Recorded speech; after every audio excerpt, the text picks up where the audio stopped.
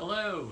Many of you have requested from the Sierra Club that we give you some guidance regarding backpacking and how to pack for backpacking. Backpacking is a great form of recreation. It's basically the principle of backpacking is to balance weight and what's essential, what you actually need to survive while you're out on the trail for a few days, several days. And so we're talking today about overnight camping in a primitive condition. Minimizing the weight is important. On the other hand, you don't want to leave out anything that may be critical to your survival and your safety while you're out on the trail. So guidance has been given to us over the years from a number of hiking and backpacking organizations. This guidance is known as the 10 Essentials. And so we're going to talk about your contents of your backpack in terms of these 10 essentials right now. The first is navigation. First off is a compass, pretty basic. Some maps, always helpful to have a backup. Most of us these days are using our smartphone as our navigation tool as well. There's a number of really good navigation tools, GPS type mapping tools, the software that you can get for your phone, which have the maps, have waypoints on them, tell you mileage, tell you elevation. Very, very useful. Probably the most used app right now is Gut Hooks, and you can download different maps from all over the country for Gut Hooks. All Trails is another one that's used quite a bit. Another navigation tool that I highly recommend is at least to have a GPS spotter so folks can find you if you're lost. I have, in addition to the spotter, a little enhanced unit called a Garmin InReach, and this is really great because it allows me to send a beacon every half hour up through the satellite system, and it notifies folks that I want to apprise of my whereabouts, of where exactly I am along my route. I can put a route and pre-plan the route ahead of time. I can put it up on a map on a website that's secured, and then this little unit will broadcast my position every 30 minutes, or actually the interval's user definable. And so people back home know where I am and that I'm getting to where I plan to be during the hike. And in addition, I can do text messages with this unit. So in many areas where we hike, cell phone coverage is very limited and it's difficult to get messages out or phone calls out. So using this device, I can message people that I need to reach using the satellite system rather than the cellular system for my communication. It also has an emergency button. So if I push this emergency button, it will automatically contact the nearest rescue emergency medical services who can come and help me in case of an emergency. So I highly recommend something like this. There's a fee for the unit itself, of course, and then there's a service fee for maintaining your presence on the satellite system. And then here's the little charging unit.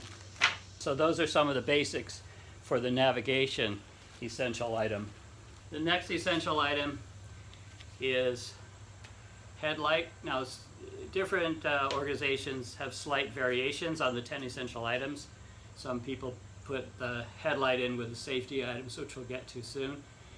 Some people put a headlight in its own category. This is for illumination, obviously. It's for finding your way in the dark, and as well you carry extra batteries. And the next essential item is sun protection.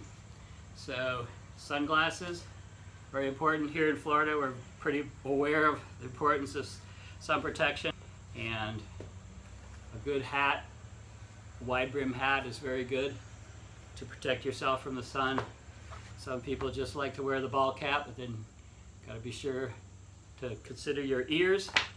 And to that end, we want to use some sunscreen on exposed parts of our body so we don't get bad sunburn or develop bigger problems later on down the road. Clothing is important, so it's good to cover all parts of your body when you can with a long sleeve shirt, long pants.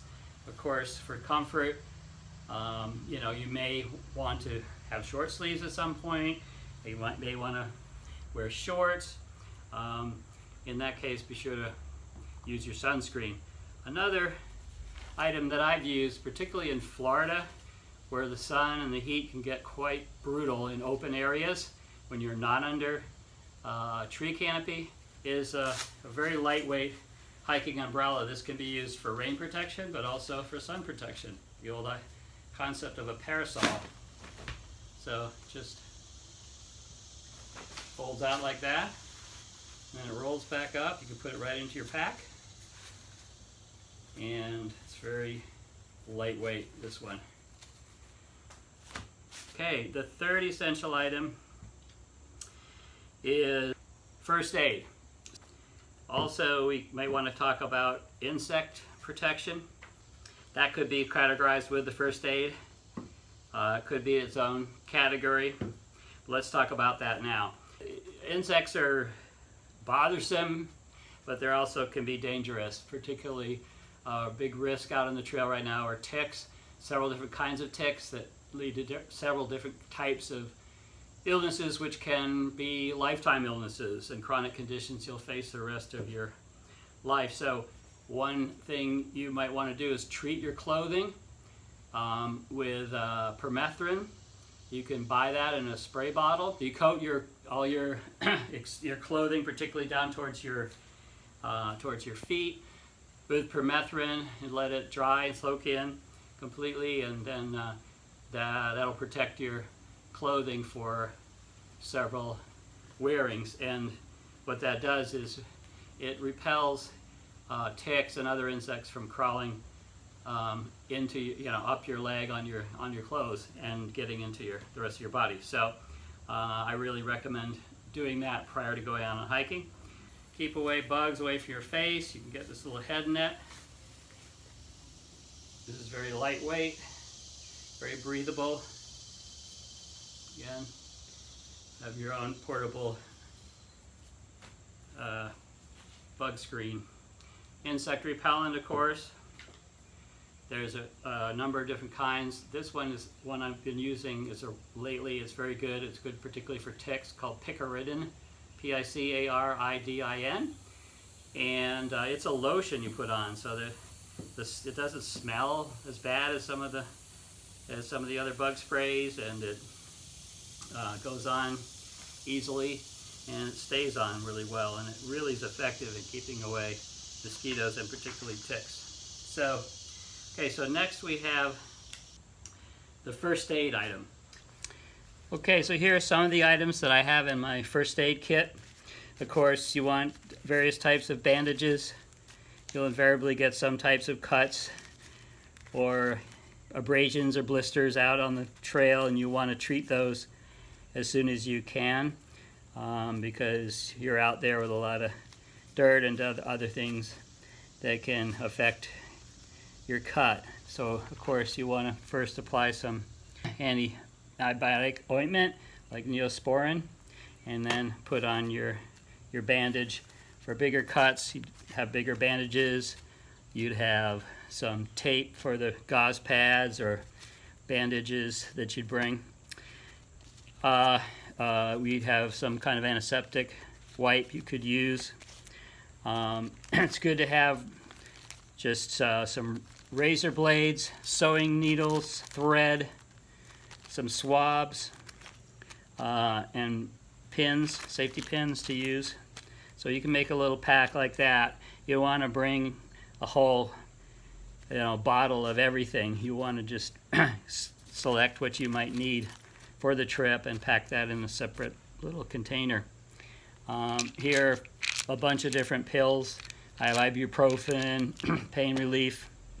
I have some anti-diarrheal. I have some different kinds of, for indigestion, and any other kinds of medication like that that you would need on the trail. Allergy medicine, This here is called Compeed, and this is for treating blisters. This is like a miracle cure for blisters. It's like it's like those little patches you used to get, like this. They're called moleskin. I still have some moleskin, but this is treated with some medication, so it's really effective in clearing up blisters much more quickly than just putting on a moleskin or tape. So really recommend these. They also are made by Band-Aid brand now, but I usually just order these online and I get them under the Compeed name, and they have different sizes in here. So I usually bring a pack of those. A bad blister can really end your hike or seriously inconvenience you on the trail. Here's some clotting product to help stop bleeding. I also, to prevent blisters, use this called Foot Glide, and I found this is effective. Spread this on my feet, on the soles of my feet, where I typically get hot spots and blisters, and that helps prevent abrasion on those areas. And I will get to this in the clothing section, but I also usually wear sock liners as well as socks. There's some of your first aid items. You pack as many as you need. I put together a little pack like this, and again, it's custom for me. I don't usually just go with a store-bought first aid kit because it's usually much heavier than really what I need to take with me on a backpacking trip. The next essential item is water. Again, this is another one of these balancing factors. If you're going out for several days, you're not going to be able to carry enough water for you to survive on. It's going to be just too heavy. A liter of water equals a kilogram of weight, which is about 2.2 pounds. So this here is a Smart Water bottle, which I carry and use and reuse because it's very, very light. And so I usually take a couple of these. This is 1.5 liters. So to give you an idea, so this is going to be a little over 2 pounds. You probably would use at least 2 of these, probably more, a day to satisfy your hydration needs.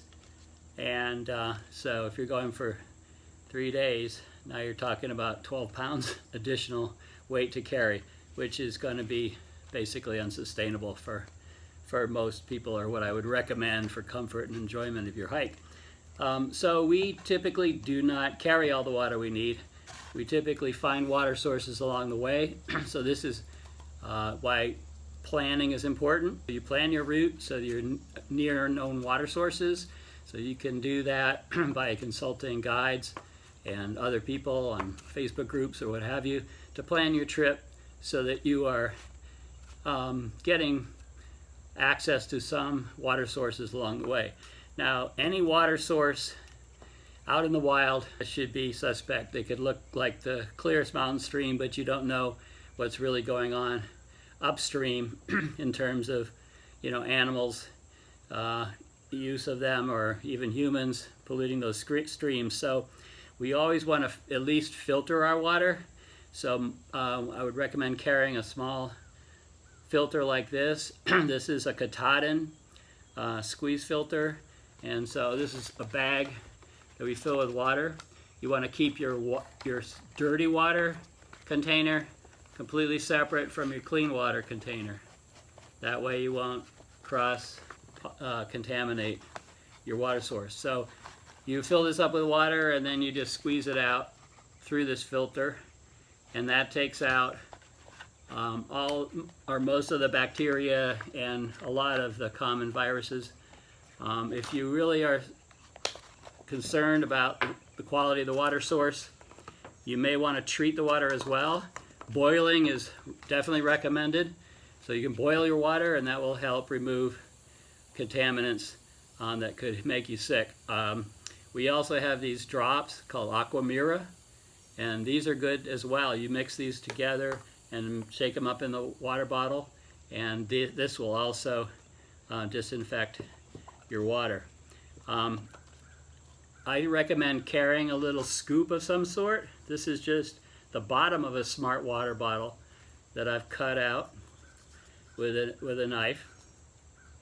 So, because many times your water sources are not very deep. You know, you just got a trickle of water, you know, or a little puddle almost. In many cases, particularly in Florida where everything's so flat, you're going to just be able to scoop up this water into your bag and then you filter it. And so you filter it back into your bottle and you carry your bottles. So I would suggest doing that and replenishing the water along the way. If you're you know, between sources and you need more, you can bring other extra containers. You don't have to always use them. Here's something people like to use, is this bladder system where you can be hydrating while you're hiking. This is commonly used by bicyclists and also hikers. And so you can use that as well. But I'd recommend spraying your containers and not filling them unless you really need it. But hydration is so important.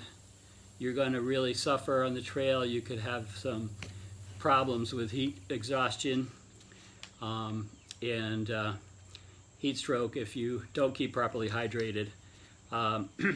There's some other things we'll talk about in terms of hydration once we get to the food section. I've experienced dehydration on the trail and it's not pleasant. Always keep your body hydrated. You're doing more work than you're used to doing. You're carrying more weight than you normally do.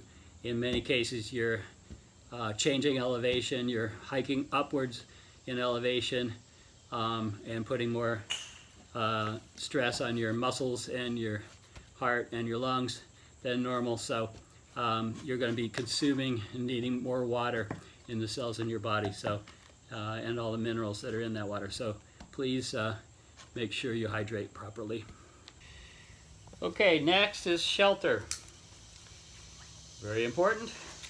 I have my one-man tent. This is my Big Agnes. Fairly lightweight. It's not the super lightest weight of any tent, but it's a nice lightweight, comfortable tent. Your tent poles, your tent stakes. Some tents will come with a footprint or an under tarp.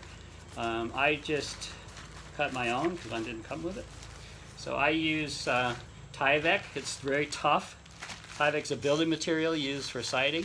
Very lightweight but very strong, and it's very inexpensive. You can pick up a roll of it at a hardware store for a few bucks, and then you've got a lifetime supply of Tyvek. So that's basically your shelter.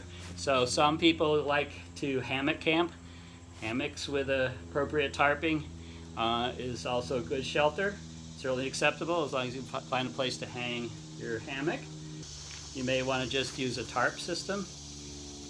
So at the very least, just bring a small tarp and know how to set a tarp to provide shelter for yourself in the wilderness. Okay, the next essential item is clothing. You should be prepared for any type of weather that you might encounter along the way, and you should have some backup supply of clothing, particularly if you're going into a cold environment. Actually quite common, even in the summer if you're at elevation and you're in a northern climate. So you really want to be able to prevent yourself from getting hypothermia, getting too cold. And so you always need to be prepared for that, have a change of the essential items, case where you may get your primary clothing wet. So that said, we don't want to pack too much clothing. It's easy to overpack. While you're on the trail, you really don't need to have a fresh outfit every day like you would at home, of course. So in terms of warmth, you'd start with a base layer if needed again. So I've got a top that's insulated, lightweight, and also long bottom base layer. And many times I'll use that as sleepwear if I'm not using it during the day. Then you have a mid layer. Next item in the clothing category is rain protection. This is very important, particularly in colder environments. In warmer climates, rain gear is tricky because of the breathability. You're going to sweat when you put on anything waterproof. So you're going to get wet underneath your rain jacket from your own perspiration. In a warmer environment, I always bring the rain gear, but I tend to use it tactically just in certain cases where I know I'm going to need it just for a short period of time, or I'm not going to work up a huge sweat while I'm wearing it. So rain gear is something you should bring, but you should be judicious in the way you use it, or it's kind of a waste. So got this rain jacket in heavy. Okay, this is very, very lightweight. This is breathable fabric. You know, it's got a rain hood as well. This is an excellent product. Then the lower half of your body, you should cover that as well. Upper half is more important, but you know, if your lower half of your body is wet, you're still going to have some risk of hypothermia and discomfort even. So we have these rain pants. So this is possibly a good inexpensive alternative, but very lightweight. And these are called Frog Togs. You can get them at Walmart. So that's one option. Another option that just helps you get more ventilation would be a rain kilt or rain skirt. And this is a very lightweight one that folds up into a little pouch. And you just undo it. And there's a little Velcro belt. You just strap it on. And then you've got some ventilation underneath the skirt. You can also use it if you need to change in public places where you don't have any privacy. So you can throw that on and take everything off underneath it. Then in terms of your pack itself, you have your typical pack cover. So this pack cover will keep your pack dry and obviously the contents dry. I tend to secure my contents with waterproof bags. I use just a big trash bag for a lot of my loose items because it packs better than packing a bunch of dry sacks in there. I do use some dry sacks in addition to that big trash bag to secure clothes and things that compact well and don't take up a lot of space, so they can be packed into little nooks and crannies inside your pack. Now let's talk about footwear. Let's begin with socks. Like I mentioned before, I use the Foot Glide as my first layer. So the next item that I put on my feet are these sock liners, and these are just very lightweight synthetic material. And then we use socks. In all cases with our clothing, our shirts, pants, we do not want to wear cotton. As an old expression, cotton kills. Cotton takes a long time to dry out. It absorbs your perspiration. It doesn't duct well at all. You know, on your hike you should bring clothing made of either wool or synthetic material. This is a soft wool blend sock with some synthetic material, mostly wool. And you can get very soft wool that isn't scratchy, but avoid those cotton socks.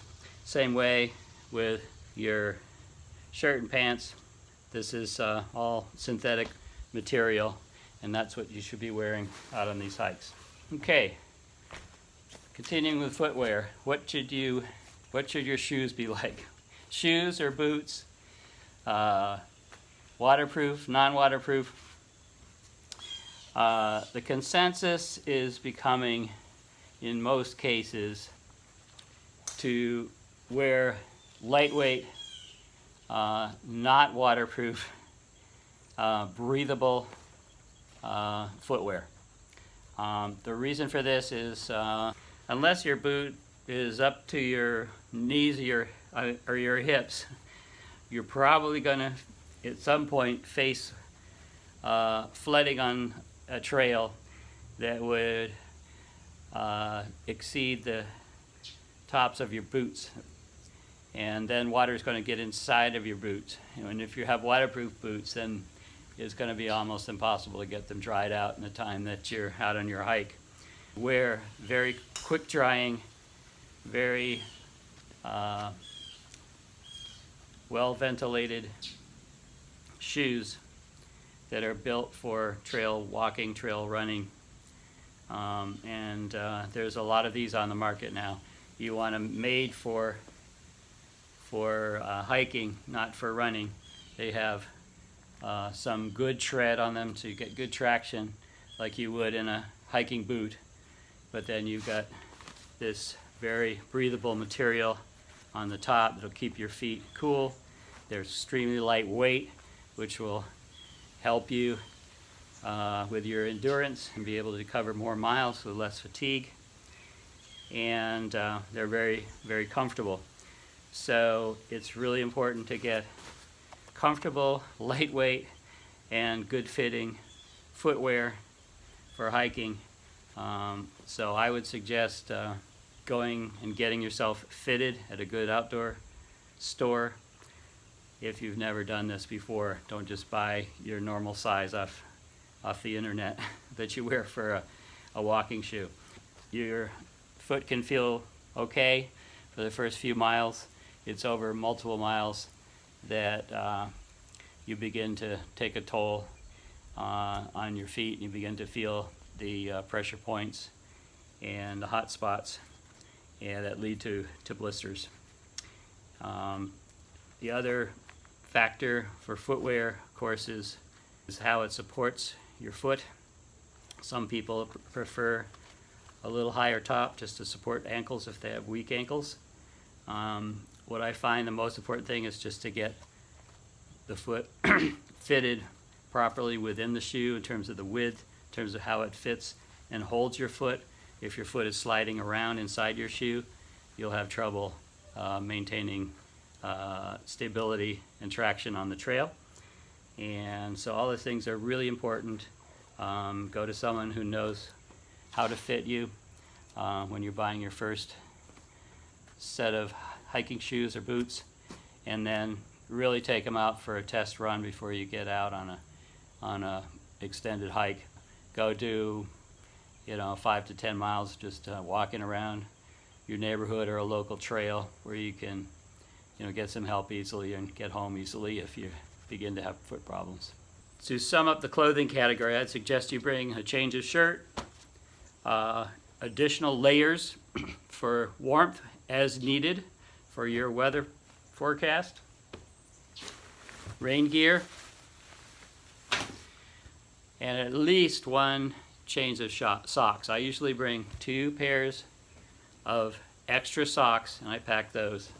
And you might want to bring an extra pair of underwear, and that's pretty much all you need is a change of socks and probably change of shirt and underwear, and then any additional layers you might need for the weather conditions you're facing. It looks like weather down into the 30s and 40s, you'll want, in addition to your mid layer, you'll want some type of warm outer layer, usually like a puffy jacket, which can be compressed and packed into a small space, but provides a lot of warmth. And if you're in inclement weather, it's another thing you would use your rain gear for. Your rain jacket is also an outer shell, so it provides wind protection and helps keep you insulated. So that's it on the clothing. Next up is the repair kit. This would be everything you need in order to take care of repairing your gear on the trail. Typically that includes a knife at the very minimum. I just carry a very lightweight pocket knife. And it's sufficient for most things I need to do, like cutting string and rope, being able to cut away small brush to clear a space for my campsite, etc. In addition to a knife, another good item to bring is duct tape, sort of the all-purpose repair item you can use to fix almost anything. So I don't bring a whole roll of duct tape just to save space and weight. I just bring a smaller roll that I make, and so I have enough that I would need in an emergency situation. I also bring replacement shoelaces. They can also be used as string to do other repair jobs. I also like to include in this category emergency devices, such as an emergency whistle. You would use this to help people locate you in a rescue situation, to find you if you're lost in the woods and they're coming after you. This is a way to signal to them that you have an emergency, that you need help, and to follow the source of the sound to find you. In addition, I carry a small mirror. This again will help rescuers locate you if they're attempting to rescue you by air, or they're looking from an elevated position, and you flash this in the sunlight and it can be seen for miles. The next essential item is fire. So fire can help you in a cold situation to regain heat, to avoid hypothermia, help you in terms of being able to cook your food. So it's an important factor in nutrition. So fire is pretty basic. You should always have a fire kit, fire making kit. So obviously we want matches, fireproof matches, a little small lighter, lightweight lighter, butane lighter. And then if those two fail, I also carry this fire starter. And this is a flint, and so this produces a spark that you can use to begin to combust tinder. I also have these small fire starter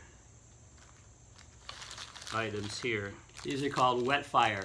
So all you need with these is to scrape a little bit of it, this white material, sort of a chalky substance, scrape flakes of it underneath your wood tinder, and or your leaves or palm fronds, and then it will begin to catch fire, and this will sustain fire for a good time, almost up to a minute sometimes. It allows you to sustain a flame that will catch your smaller tinder on fire. It's a really handy item for starting a fire easily. Also, there's other alternatives. Some folks carry cotton balls soaked in alcohol. That will work. So that's basic fire starting items. We want to talk about your cook kit. We'll talk about the food a little bit later in another essential item. But in order to cook, you could cook over your own wood fire. If you are able to find something to support your pots and pans, a little more elaborate. Also, regulations on some of the public trails, prevent you from making fires, and also in order to cook every night, it may be cumbersome to build a fire every single night. And so if you're going to cook your food, it's recommended you bring a small, lightweight, portable stove system. So this stove that works off these gas canisters here, and it's very small, as you can see. You just screw it into the fuel canister, and then these supports open up, and you can put a pot on top of this. It's a very hot flame. You control the flame by this this switch here, and it all packs up nice and compact and lightweight. For pots, I recommend a jet boil system or something similar to that.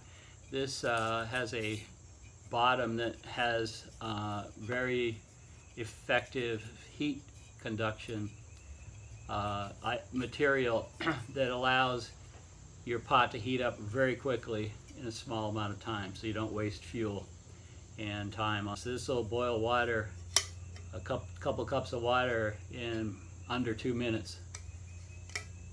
So this is handy to have. A little bulky, but you can pack things inside of it and save space that way. Okay, the last essential item we're going to talk about is food. Your food should be lightweight, as light as possible. To do that, you're going to pack a lot of items that are dehydrated or freeze-dried, such as the camping prepackaged food that's sold in a lot of outdoor stores. This is an example of that. These meals are pretty much complete dinners, provide you a lot of nutrition, a lot of calories, and they are rehydrated with boiling water, but they don't take a lot of weight in your pack. You know, things that pack well, you know, I bring tortillas instead of bread, for example, if you like bread, like to make sandwiches. Protein is important. Bring these little tuna and chicken packs for lunches. Granola in the morning is what I like. Other people bring other items. So you can suit yourself, but try to keep them either dehydrated or very lightweight. You know, you don't want to carry the water weight that's in most foods. I mean, fresh fruit, maybe 1 or 2 pieces is nice for the trail, but it's a lot of water weight in there. Dried fruit would pack a lot better. And I also repackage a lot of my food. So instead of bringing along this big container, which is actually in most cases 2 servings, I'll divide this up into 2 individual packages, put them in a baggie, roll that up, and that's what I'm carrying on the trail. Snack items during the day, so you keep your energy level up, keep your nutrition going. Just one of those energy bars. There's tons of different kinds of those. Your trail mix or gorp. And that should really do it for food. We had talked about the importance of hydration. Part of your hydration is getting electrolytes into your body, because when you when you get low on those electrolyte minerals, that's when you begin to really suffer dehydration symptoms. You get disoriented, you get nauseous, you can't hold food down. It's pretty bad. So you want to keep hydrated, but you also want to keep the minerals you need. So there's a pill that I have of salt and magnesium just as a supplement. So you just have these pills. You take those once a day. We also have multiple kinds of electrolyte tablets or droplets that you could put in your drinking water, and that will help replenish your electrolytes. You don't want to bring a lot of bottles of liquid Gatorade on the trail. It's just going to bog you down. Get it in your dehydrated form and add it to your drinking water that you collect.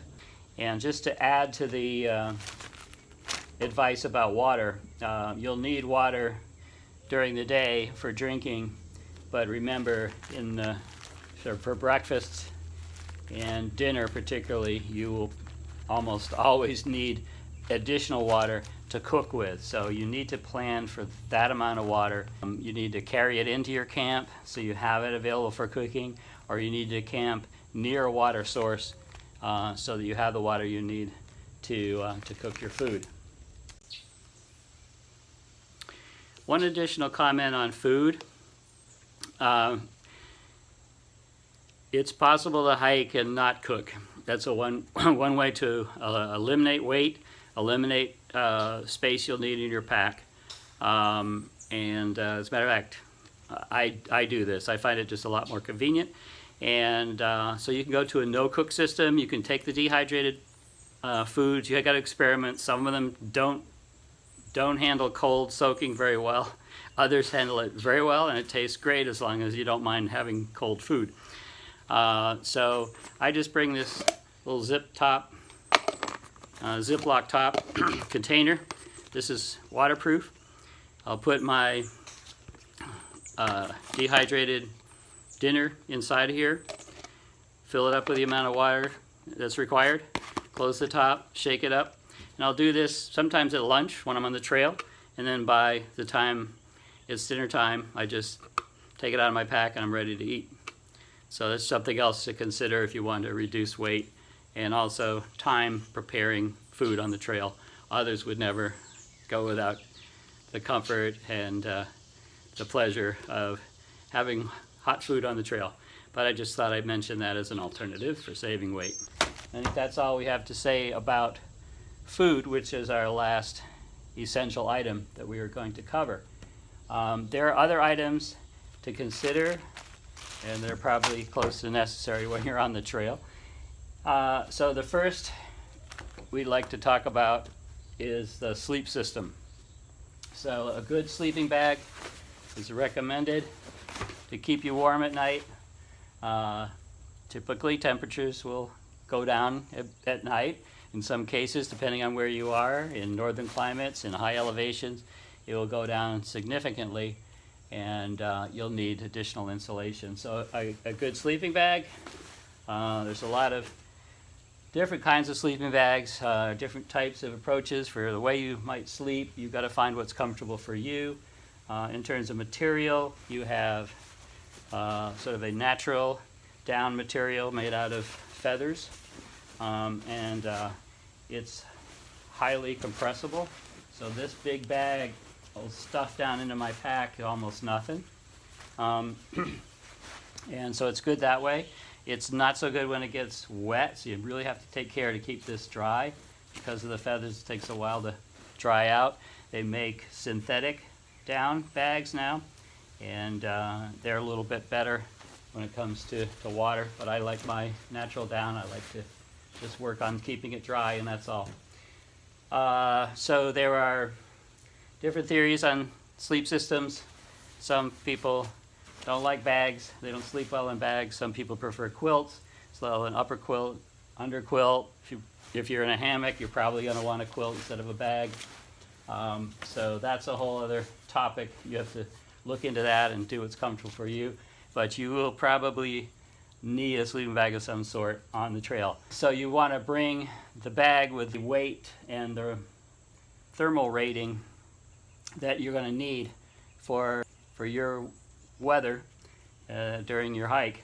All bags are rated as far as their thermal protection, and so this is a 20-degree bag, I believe, and everyone's different how they react to the cold. My experience is the rating on the bag is about 10 degrees less than what I actually experience. So with this 20-degree bag, I would not go into under 30-degree weather. I'd probably not go into under 35-degree weather without getting pretty cold. Other things you can pack is a sleeping bag liner, and this will help keep the bag clean and just provide a little additional layer of insulation in addition to the bag. And I've begun to carry a sleeping bag liner as well. Now you're going to want something to provide comfort, but also insulation underneath you. So the ground is colder than you'd want to sleep on, and with these bags, where you get your thermal insulation is the loft of the bag. So the part you're sleeping on is not giving you much insulation because you're compressing it with the weight of your body. And so it's compressing down. It's not giving you any insulation. You got the cold ground coming up underneath you and that's not going to be comfortable. Or if you're in a hammock, it gets really cold underneath with the wind blowing underneath your hammock. So you need some type of insulation. On the ground, you typically have a sleeping pad. This one is inflatable. This one I just blow up. It's, so it's like an air mattress, very lightweight and very slender air mattress, but it's extremely comfortable for me. And so you'll need something like that. You also can find pads that don't need to be blown up, that are just, strong foam that you just roll up and pack it on the outside of your pack. This one I can compress down in small format and then pack it inside my pack. So I find that convenient. So that's the sleep system. So very important to be comfortable and get a good night's sleep. It's not listed as an essential item, but I believe that most hikers, backpackers will be carrying a sleeping bag or some type of sleeping system. So that's another item to pack. Okay, another item you need to consider is how you'll protect your food that you're carrying on the trail from animals, pests who will want to get into your food. In particular, bears, of course, are the main topic of discussion because some folks may feel a threat from a larger mammal like that, and in some cases it might be a threat if they become too conditioned to people. Generally they avoid people, but if people become their food source, they will come around people, and they won't be happy if somehow people get between them and what they've come to consider their food source. So that's a good reason why we want to practice these techniques, and also leave no trace techniques, where we don't leave our extra food behind on the trail, or we don't throw litter on the trail. So all these are very important to keeping wild animals conditioned to getting their food sources from the wild and not from you. So we need to protect our food from animals that are going to want to get our food. Otherwise you won't have the food, and you're out stuck in the middle of a hike and you don't have nutrition. So what do? We want to protect the food either by hanging it so it's away from the animals so they can't get to it, or packing it in a container that they can't get into. Okay, so let's talk about those two methods. Hanging it is typically referred to as a bear bag, and so you'll want to get a bag. This is a special bag, I'll talk about it in a minute, but get some bag to hold all your food in, and then you'll need a rope. Bring a length of rope with you that's long enough to throw over a branch that should be about 15 to 20 feet above the ground. Your bag should hang about, let's say, 3 to 4 feet below the branch, and it should be about 10 feet above the ground. You should throw the rope out away from the trunk of the tree so a bear can't grab it from the tree. They're very good climbers, and also they can't climb out on the limb and reach down and get your bag. Okay, so you want to just keep the bag away from the bear or the other animal who might want to be getting at it. So that's one way to do that. You also want to hang that food away from your campsite.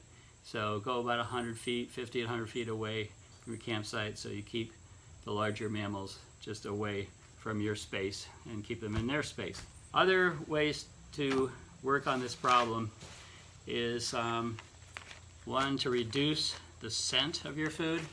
So there are these special food bags called op sacks, and when you pack your food in these, they prevent the odor of your food from getting out into the atmosphere where an animal can smell the food and be attracted. Bears, for example, have a very powerful sense of smell, and they can smell your food over miles, and so you'll attract them to your area if your smell of your food is in the air. This will help prevent that. So I usually pack my food first in this, and then I'll pack it in my bear bag. I also started using a special kind of bear bag. It's called an ursack, and this one is made of special material that a bear cannot rip with his jaws or his claws, and so it's really like a lightweight, almost like a lightweight bear container. So you can pack your food in this. You can just secure it to a tree somewhere. You don't necessarily have to hang it, or you can hang it. So in the case that they maybe do get to it or they do pull it down, they still can't get inside and get your food. So I use this now, and that helps me if there's no place to hang food. There's no trees around. It just gives me another layer of protection. And then this is a bear canister. This is a hard container that is bear proof. I've seen these out on the trail with tooth marks in them, with scratch marks all over them, and still the bear wasn't able to get inside it. It has a special screw top that only intelligent humans can open. There's a little knob there, so it's sort of like one of these child-proof caps. So you push that knob in, and you screw the top off. It holds quite a bit. This is they come in a couple different sizes. This one does fit inside my pack. I pack food, of course, inside of it, and other items. I usually don't have quite this much food, but I could pack any other items in it to save space. It's I don't know, I think it's like 1.5 pounds or maybe 2 pounds. So they definitely add some weight. In some areas, like the Great Smoky Mountains up in North Carolina, in Tennessee, it is required in that Great Smoky Mountain National Park. So it depends. You've got to check the rules for whatever area you're hiking through. Sometimes they will require a bear canister. So that's food protection. I would say that's mandatory. I guess it's not essential for survival, according to the 10 essentials, but you really need to consider bringing a bear bag, hanging your bear bag every night that you're out in the wilderness. Okay, so then your personal hygiene items. We'll talk about that. So, cleanliness, very important on the trail. There are other people on the trail with you.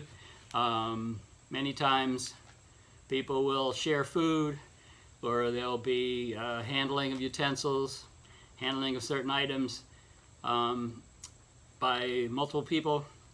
And if there is a bug out on the trail, like a norovirus, one of those, you'll see it spread pretty quickly. There's been some pretty bad outbreaks during through hike season on the Appalachian Trail, for example. So it's good to practice good hygiene. What we're learning with COVID, to always wash your hands.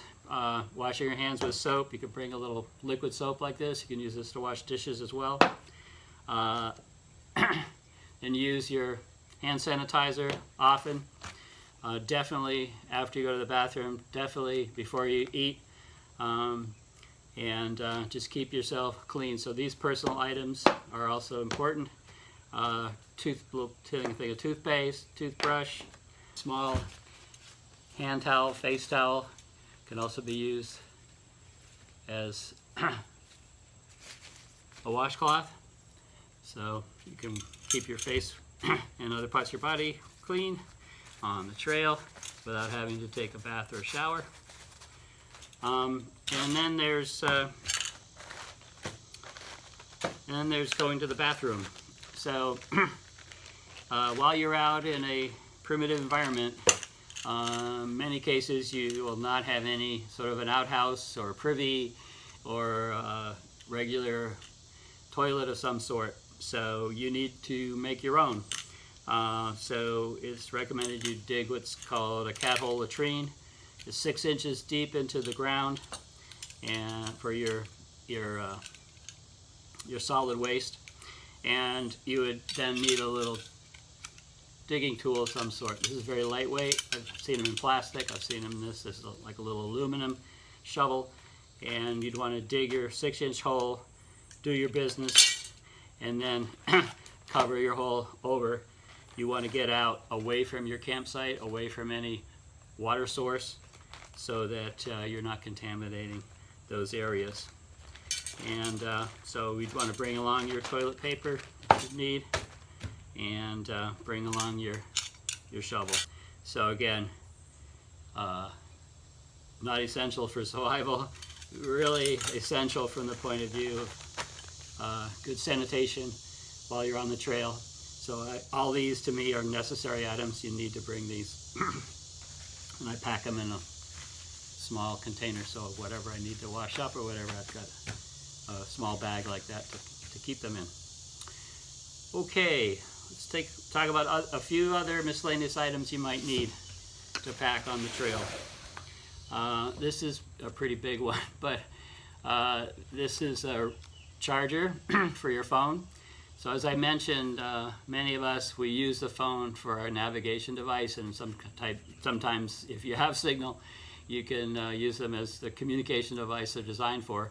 But the apps that we use on the trail are becoming more and more critical to our safe hiking and navigation. So we want to keep those phones charged up, as they typically don't last more than, a day. And so I bring this a little bit larger phone charger. I also charge my Garmin on it. So this will add some weight. You can get some smaller ones, but again, they won't last as many days out there. So I got a bigger one. And then you're going to need your cable to charge whatever kind of phone you have. And if you do come into an area where there is running electricity, you're going to want, of course, your little brick to plug it in. All right, so that's phone chargers. Utensils.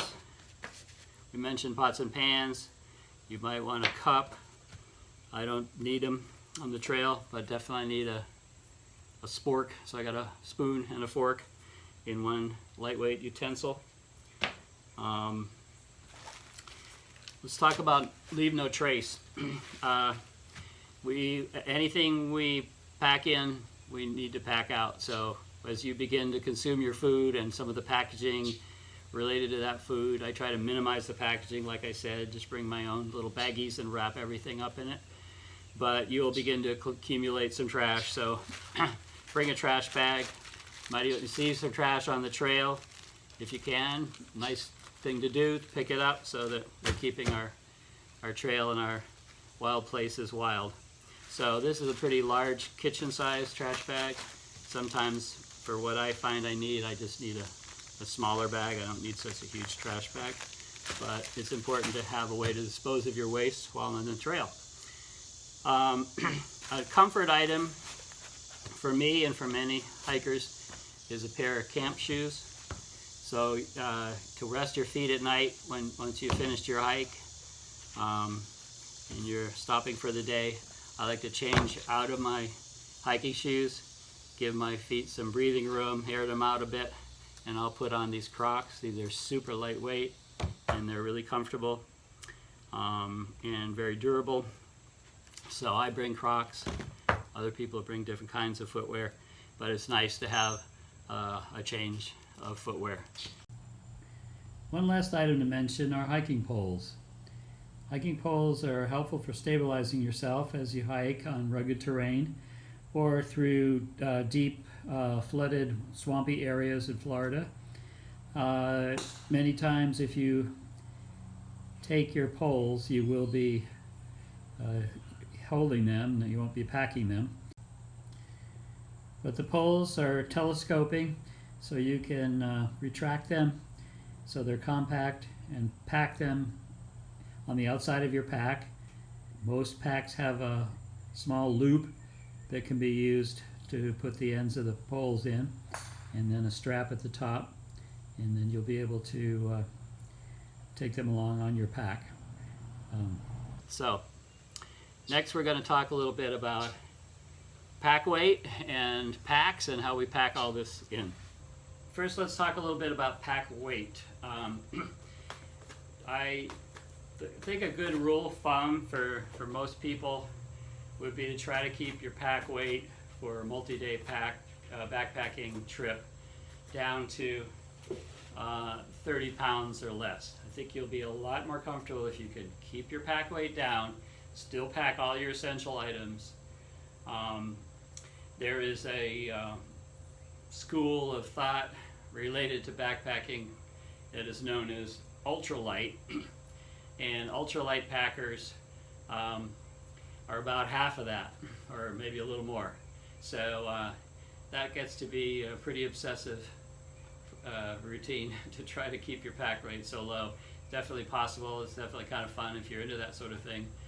I'm not really an ultralight packer, but I use some ultralight principles in order to keep my pack weight low and also be able to carry everything I need and to be safe and comfortable on the trail. So I'm usually coming in about 30 pounds packed. Another core concept to think in terms of is your base weight plus, as opposed to your total weight.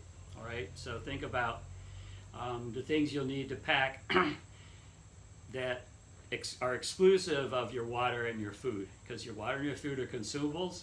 So as you consume your water before you replenish it again, you're going to get lighter, and same with food. So the longer you're on the trail, the more food you're going to eat, the more your pack weight is going to come down. Your pack is going to be generally lighter every day you're on the trail. So you're still dealing with a fixed weight that's not going to change, and that's one of the first things you need to work on in terms of lightening your load. So one thing you want to do is get all your essentials. If you need to purchase essentials, try to purchase a lighter weight variety. So if you have a tent, instead of getting a 5-pound tent, you may want to check on trying to get a tent that's under 2 pounds. You can get them much lighter than that, but one thing about getting into the ultralight mode is that super light equipment tends to get a lot more expensive.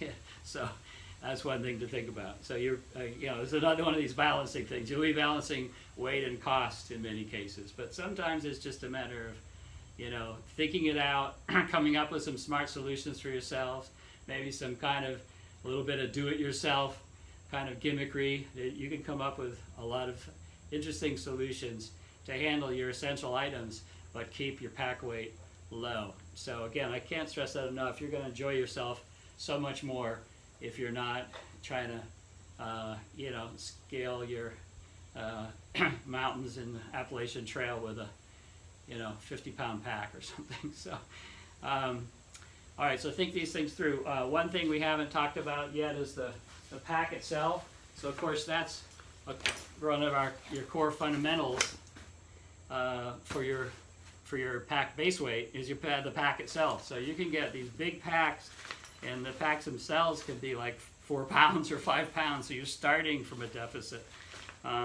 So try to get a really lightweight pack. Try not to get more pack than you need, just in terms of your capacity. So the capacity of packs is measured in liters. This is a 40-liter pack. It's pretty small, but I get everything I need into it. There's this outside mesh pocket that I put a lot of stuff in, all my wet stuff in. So it's somewhat deceiving. I'm definitely packing more than 40 liters. But try to get something down, get up to 65, 75 liter packs. You're probably going to overpack because, you tend to fill the space that you have. And so there's all kinds of different packs, and you want one that fits you and that carries what you need and is comfortable for you, has the convenience of the pockets you need, that sort of thing. So it's very personal taste, but there's some fundamentals. One is, of course, try and keep a light pack. Most people want a frame in their pack, so there are different kinds of frames. These are all internal frame packs these days. You used to see in the old days these external frames, and then the pack was attached to that frame. They're all pretty much internal frame packs now, and they just have different types of frames and types of suspension systems to keep the pack away from your body so you're not perspiring on the pack. There's all kinds of different methods and designs. We're not going to get into all that yet, but the basics are your shoulder straps. You're going to have shoulder straps, and in most cases, except for extreme ultralighters, you're going to have this waist strap. Okay, so the idea of wearing your pack is to keep the weight on your hips with the waist strap. So you want to strap that up tight, keep your weight on the hips, and the shoulders are pretty much just to balance the weight, just to help you balance the weight. So you can adjust with these straps at the top and adjust the strap. You can also adjust some of the angle with some packs. There's another little strap in here where you adjust the angle that the pack is fitting on your back. And so those are the basic items of pack construction. And you're going to want a pack that fits correctly, because if it's too small or big for your torso, like from here to here, then the straps aren't going to fit right. The weight isn't going to be balanced correctly on your hips, and you're going to suffer. So just like with footwear, if you're doing it for the first time, I would suggest going to a good retailer and getting fitted for your pack. Okay, once you have your pack, once you have all the contents you want to bring along on your hike, then you need to pack the pack. So there's a few things to keep in mind. You probably want to pack your lighter, softer materials on the bottom. You want your heavier weight centered in the pack, in the middle and towards the top of the pack. If it's too much on the very top, then you're going to be top heavy. It's hard to balance. If it's on the bottom, you're going to feel that stuff right against your back, your lower back, and your hips. So you want it centered is the point here. So you can pack your softer stuff in the bottom and your heavier stuff in the middle.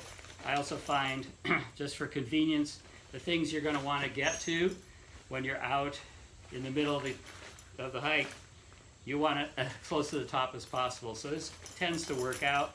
Like my sleeping bag, I'll put in the bottom. A lot of my clothes I'll put in the bottom that I'm not going to need during the day. That sort of thing. And then maybe your food items and other things you might need during the day are going to be a little more solid, a little heavier. They'll be more towards the middle and the top, and then you can also get to them easily. So think about that when you're packing too, is having the things you need to have accessible during your hike, have them, easily accessible. Once you have packed your backpack, weigh it. You can use your home scale. First, weigh yourself without your pack, then put on your pack and weigh yourself again. The difference between the two weights is your pack weight. Try to keep this 30 pounds or less. To make decisions about where to cut weight, it's good to weigh each item you're packing and keep in a list or a spreadsheet and decide which items you can do without or find a lighter alternative. There's a lot to say about packing a pack, but that's about all I'm going to cover right now. Those are some of the basics.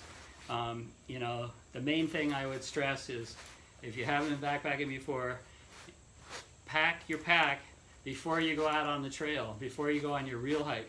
Pack your pack, walk around your neighborhood, do 5 miles or something with the pack. It's just like your footwear. You won't know the problems you're going to have till you get up about 5, 6, 7, 8 miles. Then you're going to see where you have problems. So I would definitely recommend taking a test hike on a loop trail or something where you're not going to be too far away from being able to exit the trail, and test it all out, get your gear tested. first before you hit the trail for several days. Yeah, I'll attach to this video the list of gear and the 10 essential items. Thank you very much.